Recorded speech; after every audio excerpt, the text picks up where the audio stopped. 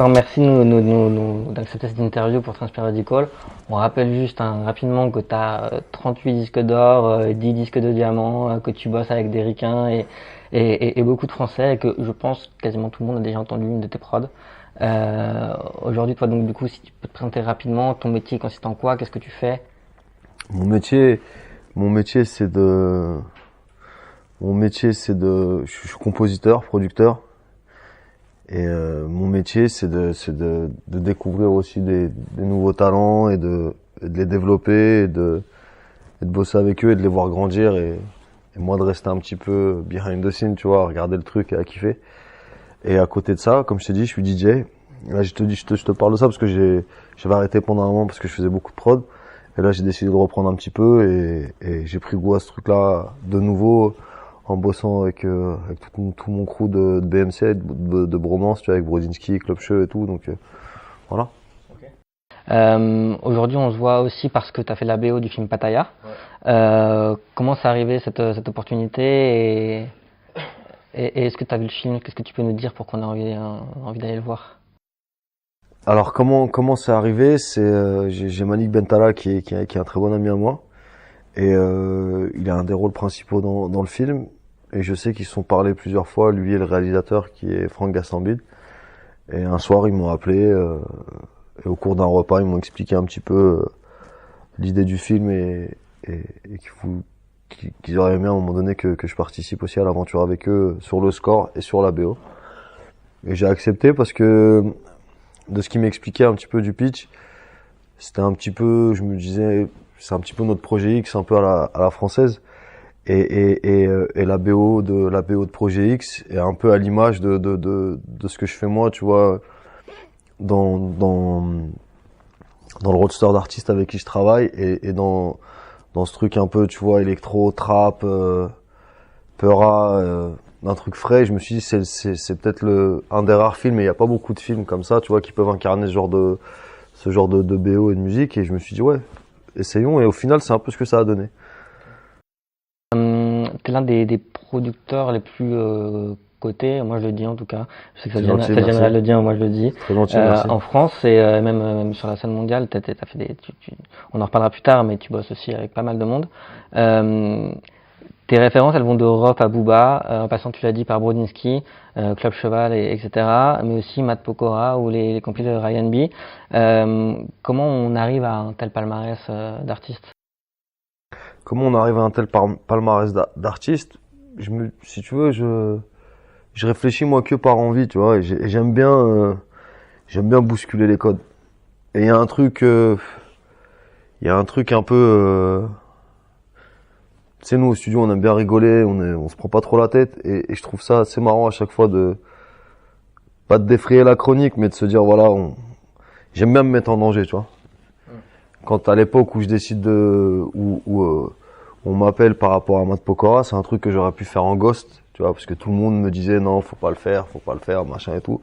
Je trouvais ça marrant, si tu veux, au même moment où j'avais produit Bâtiment C de Booba, qui est le morceau le plus glacial, un des plus glacials, tu vois, de Panthéon, de me dire que je fais ce truc-là, tu vois. Parce que je pense qu'une carrière, elle se construit aussi comme ça. Qu'il faut pas rester, tu sais, dans un truc, déjà que c'est dur en France par rapport aux États-Unis sur la place du producteur, entre guillemets. C'est une discussion que j'avais avec Panteros, justement, de Club Cheval, tu vois. Et j'aimais bien son image, en fait. Je dis les beatmakers en France, c'est un peu comme si t'étais une femme de ménage, en fait, tu vois. Tu viens, tu ranges le lit, tu vois, je veux dire, tu fais tout propre et tu te barres. Il y a aucun retour, si ce n'est très peu par rapport. La place du beatmaker en France est beaucoup moins forte que celle aux États-Unis. Bien sûr. C'est quasiment des guests ou des featuring. Bah regarde, tu regardes même les, je sais pas, tu regardes que ce soit les mixtapes ou les albums de Future. Tu sais, c'est écrit en gros, tu vois, exécutif producteur, DJ Esco et Metro Booming. Et c'est en fait un truc normal. Tu vois, il y a aucun problème avec ça. Et je trouve qu'ici, c'est encore un paquebot lent à bouger, tu vois, sur les mœurs. C'est se dire que il faut. Et aujourd'hui, la musique, tu vois, c'est 50% voire plus, je pense, tu vois, d'une œuvre.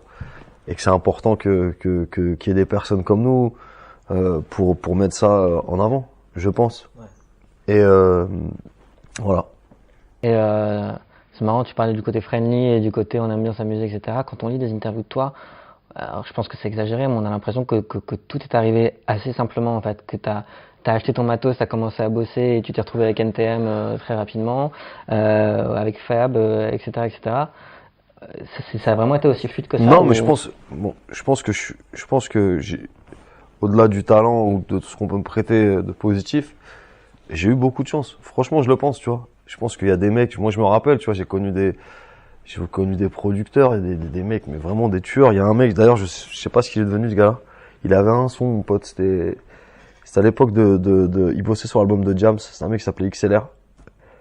Et tu vois, t'as des gars comme ça, le mec, quand je te dis qu'en temps réel, à l'époque, c'était Timbo pour moi. Tu vois, c'était Timbo et quand je te dis Timbo, c'est aujourd'hui un jeune producteur aussi, et c'est le truc sur lequel les producteurs, il faut qu'ils fassent gaffe. C'est qu'il y a une différence, si tu veux, entre s'inspirer et mimer un truc. Tu vois?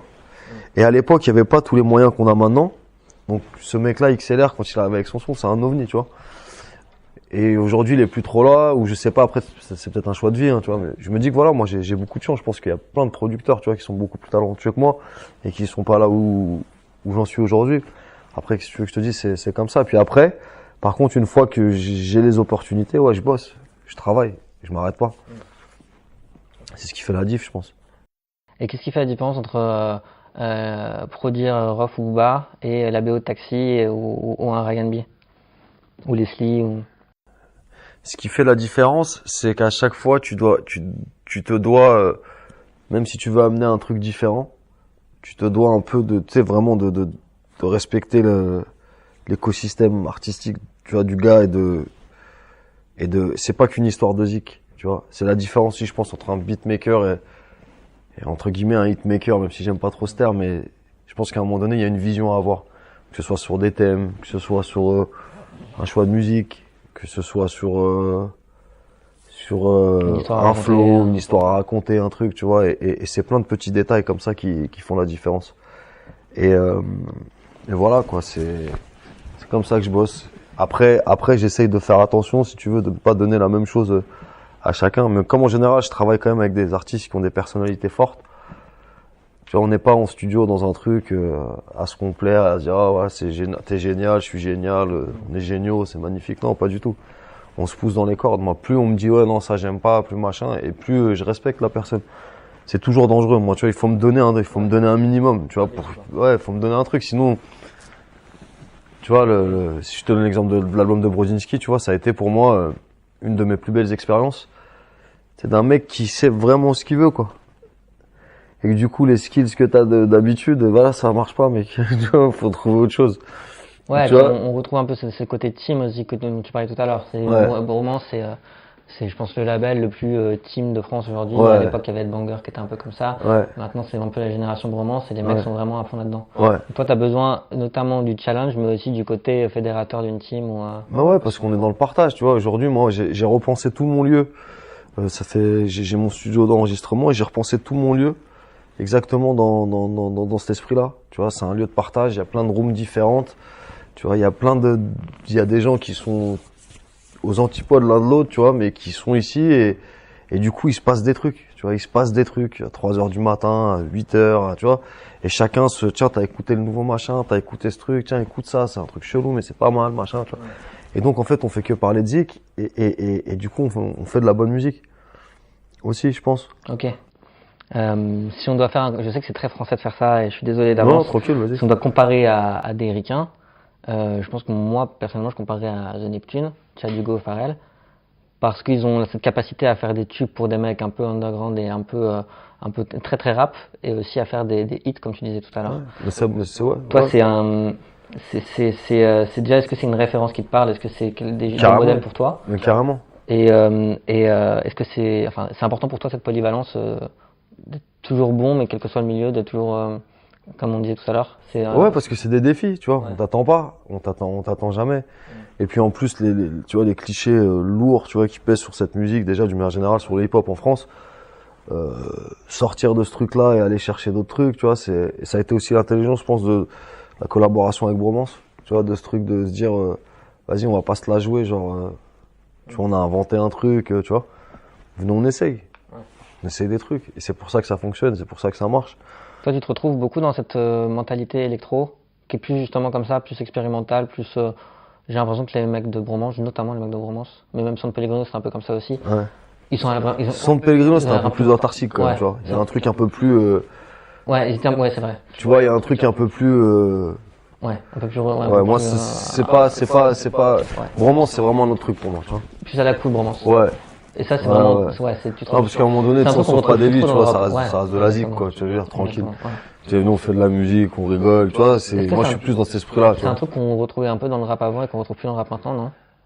Qui est devenu vraiment un énorme business et du coup, on a du mal à avoir cette distance, peut-être. C'est pas faux, c'est pas faux. Après, encore une fois, je te dis, moi, j'ai la chance d'être entouré de gens autour de moi, tu sais, j'ai l'exemple d'un mec comme Lapso, tu vois, c'est mon pote. C'est lui qui a fait mon frollo, le remix sur Pattaya. Tu sais, il a un peu un profil à la Titi Boy, anciennement Titi Boy, enfin, Two Chainz, tu vois.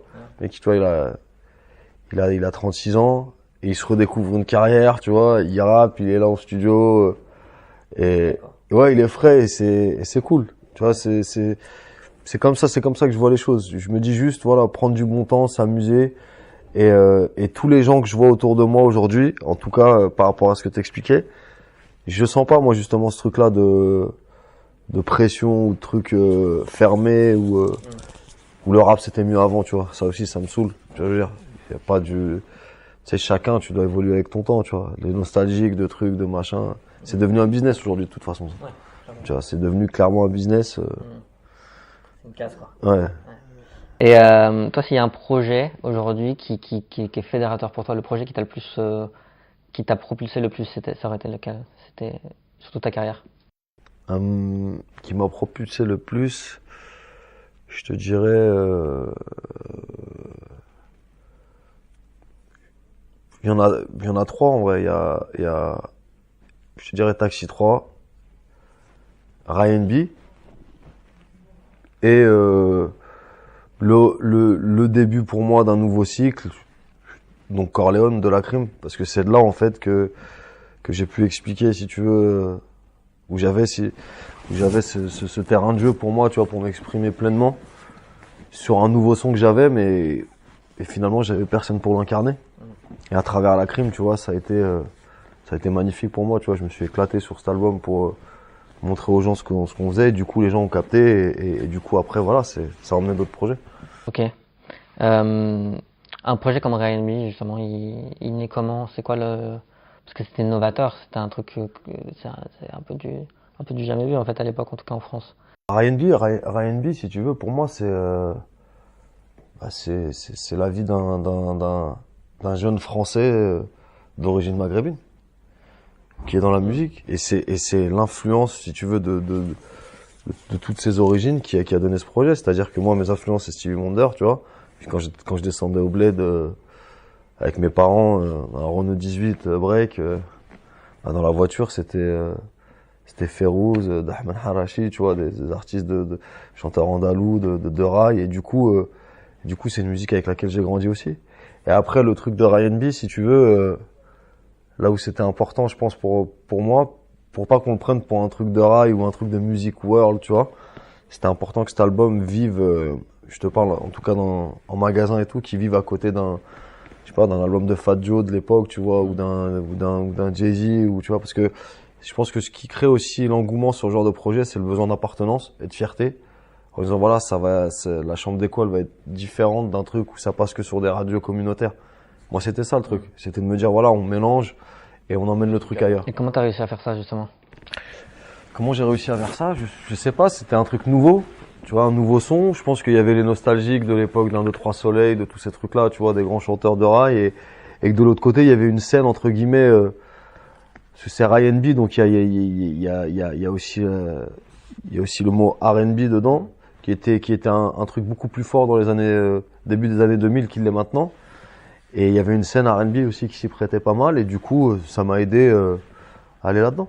La performance aussi sur Ryan B, c'était de ramener des gens comme le 113 avec Matt Pokora ou Amine, et aussi des gens de l'international, des Kelly Rowland, des gens comme ça. Kelly Rowland, ouais, Destiny's Child, il y avait Amri, il y avait, ouais, c'était... Et ça, comment t'arrives à ramener une Kelly Rowland sur un projet français Ryan B? Elle est loin de ça à l'origine quand même. Ouais, c'est vrai. Ça, c'était beaucoup grâce à une dame que je respectais énormément qui s'appelle Valérie Michelin, qui était la boss de Columbia à l'époque. Et qui, ce que j'ai toujours aimé chez cette dame, c'est que quand elle croit en un projet, elle va se donner les moyens et peu importe les rêves fous que tu peux avoir. Moi, je voulais faire un morceau avec Kelly Rowland depuis longtemps, tu vois. Elle me dit, bon, on va la mettre sur R&B, c'est normal. Et du coup, ça s'est passé comme ça. Après, il y a aussi les artistes, tu vois, qui écoutent et qui n'adhèrent ou n'adhèrent pas, tu vois, à la musique. Et en fait, moi, Kelly Rowland, il y a aussi ce truc-là, c'est que j'aime pas envoyer des sons ou des trucs, j'aime bien être en studio avec les artistes et tout. En fait, Kelly Rowland, elle est venue au studio, elle a tout de suite kiffé, elle a posé et c'était plié. Okay.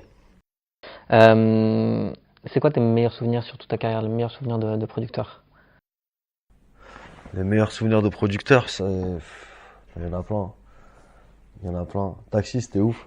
Ouais. Taxi, c'était ouf parce que j'étais, c'était une BO où il y avait vraiment des producteurs talentueux. Il y avait pas que Core ou Scalp, il y avait DJ Mehdi à son âme. Ouais, et les premiers, la Taxi 1, Taxi 2, les BO, elles sont mythiques. Enfin, ouais. Donc c'est même 3, enfin tous les taxis, les BO sont mythiques. Donc du coup se retrouver sur ce type de BO, je pense que ça ouais, c'est ouf.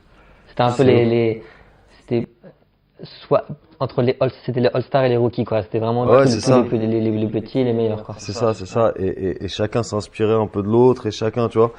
Je me rappelle, on était en Normandie, en fait, dans un château, le château de Luc Besson, où il a ses studios d'enregistrement et tout, il a un studio de ouf. Et chacun, on avait une room. Il y avait Mehdi qui était de l'autre côté, moi j'étais là. Il y avait un producteur qui s'appelait Excellence aussi qui était là, qui faisait du son charmé. Il y avait les Neptunes qui étaient à Paris, tu vois, qui bossaient. Donc si tu veux, on était dans un truc c'est gros game quand même, tu vois, parce que c'est pas les Neptunes, c'était les Neptunes, tu vois, ils avaient fait des cartons, les gars. Voilà, l'âge d'or des Neptunes, exactement. Et nous on était dans un rythme un peu, tu sais, de petite Kaira qui fait du son, tu vois, Mehdi était à côté, tu sais, Mehdi, tu vois, il était à la cool, tu vois, il faisait du son, je me rappelle, il avait sa MPC 3000 par terre. Et il faisait du son par terre, tu vois. Il faisait du son par terre, des fois je passais le voir et je l'avais pas vu passer, donc j'allais le voir dans sa room pour me demander si ça allait et tout. Il y avait une poutre énorme, tu vois, avec une hauteur de plafond de 4 mètres. Il était sur la poutre, comme ça, à méditer, tu vois. C'est génial, tu vois, c'est des anecdotes comme ça, tu te dis, c'est magnifique. Il y a plus, je trouve qu'aujourd'hui, par exemple, il y a moins ça, tu vois. Je pense que les gens sont plus sur le lifestyle que sur vraiment, c'est le son en lui-même et la passion du truc. Et justement, si on parle de passion, si demain, moi, j'arrive et je te donne les clés, je te dis, tu fais un album avec qui tu veux, tu mets qui dedans? Je mets qui? Je mets Drake déjà. Ouais. Voilà. Je mets Drake. Je mets Slim Thug. Tu vois, parce que c'est un de mes rappeurs préférés. Je mets Rick Ross. Je mets Frank Ocean. Je mets Stevie Wonder. Ouais, je mets Stevie. Je mets Gabon. Tu vois, voilà quoi. Je plein d'artistes. Je mets Leslie. La Crime. SCH. Voilà, ça part après. C'est un bon mélange. Ok. Et toi, tu viens à Miami? Je vis entre Miami et Paris, ouais. Là, il a fallu que je sois vachement là en France parce que j'ai fait 4 albums l'année dernière, tu vois, donc c'était physique. Et là, je retourne au States, là, ouais. Après la promo, après tout ça, je retourne au States. Ok, c'est quoi ton rapport avec la scène US justement aujourd'hui? Est-ce que tu as des projets avec des rappeurs US? T'as des choses que tu fais là-bas? Ouais. Il y a un projet déjà que j'ai signé chez Def Jam. Avec un poteau qui s'appelle Spiff, qui est un peu mon associé, Spiff, en fait, c'est un peu un ovni, si tu veux, dans ce game, parce qu'à la base, c'est un directeur artistique. C'est un mec mais il fait du son aussi, c'est un mec comment dirais-je, qui réalise les clips. Il a réalisé tous les clips quasiment tous les clips de Rick Ross, enfin, de tout MMG, et d'autres trucs, le dernier French avec Migos et Chris Brown, tu vois, donc. Et à côté de ça, il a une oreille de ouf. Et c'est lui, si tu veux, qui ramène qui a fait découvrir des mecs comme Lex Luger, ok, des mecs comme Mike Will, plein de producteurs comme ça, Justice League avec qui l'a amené, BMF par exemple, c'est lui qui l'amène à Rick Ross. Le morceau, le Rick Ross, Jay-Z sur l'album de Jay-Z, le Fuck With Me You Know I Got It, là, tu vois. Ouais. Voilà, celui-là, c'est lui qui l'amène. Okay. Donc, il a vraiment ce truc, il a cette touch, tu vois, il a un bon goût, il connaît le son. Et en fait, on s'est fait un projet ensemble. Lui, il développe beaucoup la scène, parce qu'il est de Porto Rico. Et il développe beaucoup la scène latino, urbaine, tout ça là-bas. Et il a fait son R&B 7.0, entre guillemets, tu vois, sans le savoir. Et moi, je l'ai accompagné dans ce projet, donc on l'a fait ensemble. Donc on a fait poser plein d'artistes de la scène latino, des mecs comme Yandel, tu vois, des mecs comme Joe Balvin, du côté hip-hop, on a Juicy J, on a Rick Ross, on a Puff Daddy, enfin bref, on a plein de gens. Okay. C'est un gros projet. Et ça, c'est signé chez Def Jam, donc ça, c'est une de mes priorités aujourd'hui. Et à côté de ça, continuer à faire du son. J'ai des demandes tout le temps sur le son et tout, mais comme je t'ai dit, j'aime bien être sur place. J'aime pas envoyer des trucs, tu vois, comme ça. Donc, là, quand je vais y retourner, je vais me reposer encore sur pas mal d'albums. Là, on m'a appelé pour plein d'albums. Okay. Là-bas, plein d'artistes avec qui bosser. Ok. Ce qui se passe en ce moment en France, aussi excitant que ce qui se passe là-bas, tu vois, au niveau de la scène urbaine. Ouais. C'est parce qu'il y a beaucoup de nouveautés, beaucoup de visages, beaucoup de... Ouais, et puis il y a surtout beaucoup de fausses couches de cette nouvelle génération de rap français qu'on attendait. Et là, je trouve que là, il se passe vraiment des trucs. Okay. Là, c'est marrant, là, tu vois, je m'amuse bien, moi, en tout cas. Le côté, sur les différentes facettes, c'est ça, on a des mecs, justement, qui sont, comme tu disais tout à l'heure, des mecs qui sont plutôt dans le côté old school. Des mecs qui sont plutôt dans le côté trap, des mecs qui sont plutôt dans le côté, des Maître Gims ou Black M plus rigolo, etc. C'est ça ce qu'on n'avait pas avant, c'est ça, il y en a pour tout le monde. Il y en a réellement pour tout le monde. Et puis après, t'as des ovnis, tu vois. SCH, c'est un ovni. Tu vois, il y a des projets comme ça. Tu te dis, ouais, toutes les étoiles, elles sont alignées, tu vois. Il y a juste à bien faire le truc. Je dis ça parce qu'on a commencé l'album et je suis assez content, en fait, de ce qu'on est en train de faire. Ok, bien sûr. Et si tu devais donner un conseil aux jeunes producteurs, toi, j'ai lu que quand t'es arrivé à Miami, au bout de 3 jours, t'étais dans le studio avec Rick Ross. C'est le côté fonceur, le conseil, c'est le côté bosseur, c'est le côté pas avoir peur de son talent, de ce qu'on peut faire. Ouais, c'est ça. C'est ça, et c'est aussi, c'est avant tout ta culture musicale. Aujourd'hui, moi, c'est plus comme ça que je le vois. Tu peux te retrouver devant tes machines, tu vois, tu peux connaître tous les trucs et tout. Mais il te faut une culture musicale, il faut écouter du son. C'est un peu le problème, je pense, de ma génération, en tout cas, par rapport à plein d'autres producteurs ou plein d'autres personnes, c'est que moi, tu sais, c'est n'importe quel mixtape, je vais te la décortiquer, je vais écouter, je vais essayer de comprendre, machin, tac et tout, et c'est pas une tare, c'est un kiff. Tu sais, je me lève le matin, je suis content, tu vois, je me dis, tiens, il y a Purple Rain, là, de Future qui est sorti, mortel, tiens, vas-y, je me mets on se met au studio, on écoute avec les potos. T'as vu ce qu'il a fait, là, ouais, maintenant, je remets, t'as vu là, 808, comme on l'a, tu vois. Et donc, c'est que ça. Et le conseil que j'ai à donner, c'est plus ça fait vieux jeu de le dire comme ça, parce que c'est des trucs que déjà les anciens disaient, tu vois, mais je le pense vraiment et je le comprends aujourd'hui. Plus le fond que la forme, quoi, tu vois. Parce qu'aujourd'hui, avec tous les réseaux sociaux, tu vois, tous les trucs, tu sais, c'est plus c'est plus sur le lifestyle que sur le son. Et je pense que quand t'as le son, il faut rester dans le son, il faut produire, il faut progresser et ce qui définira toujours je pense l'idée d'un truc, tu vois, timeless, c'est aussi un mot, je pense, c'est la pudeur, tu vois. Faut avoir une certaine pudeur, une certaine retenue, tu vois, je pense par rapport à, faut mettre un peu des limites à tout ça, tu vois, et être dans ton truc, tranquille, moi, tu vois, dès que c'est trop sophistiqué, c'est péché, quoi. C'est pas que ce soit sophistiqué, parce que je kiffe la life, tu vois, j'aime bien les trucs modernes, j'aime bien, y a pas de souci, mais c'est plus, bosse ton son, tu vois, vraiment. Avoir son son, ça prend du temps, tu vois. Alors moi, entre le temps où je suis parti aux États-Unis, sur la première fois, je suis revenu, tu vois, il m'a fallu 3-4 ans quand même pour me réinventer, tu vois, me dire, voilà, ok, là, je sais où je vais aller, je sais comment je vais l'amener, je sais, tu vois. Et c'est vachement ça. Le boulot, bosser. Et aujourd'hui, si tu veux, t'as plein de t'as plein de jeux, tu vois, qui sont là dans un truc où c'est plus chill, c'est plus le lifestyle, tu vois. Tu vois, c'est plus, tiens, les dernières Easy avec, tu vois, avec, j'ai un SoundCloud et j'ai un machin, tu sais, mortel, tu vois, mais. Tu mets dans ton SoundCloud. Voilà, c'est ça. Ouais. Ok. Qu'est-ce qu'on peut te souhaiter pour l'année 2016? Qu'est-ce qu'on peut me souhaiter? La santé. Avant tout. Voilà. La santé avant tout et que ça continue. Ok, cool. Bah, merci beaucoup. Merci à toi, mon pote. Merci.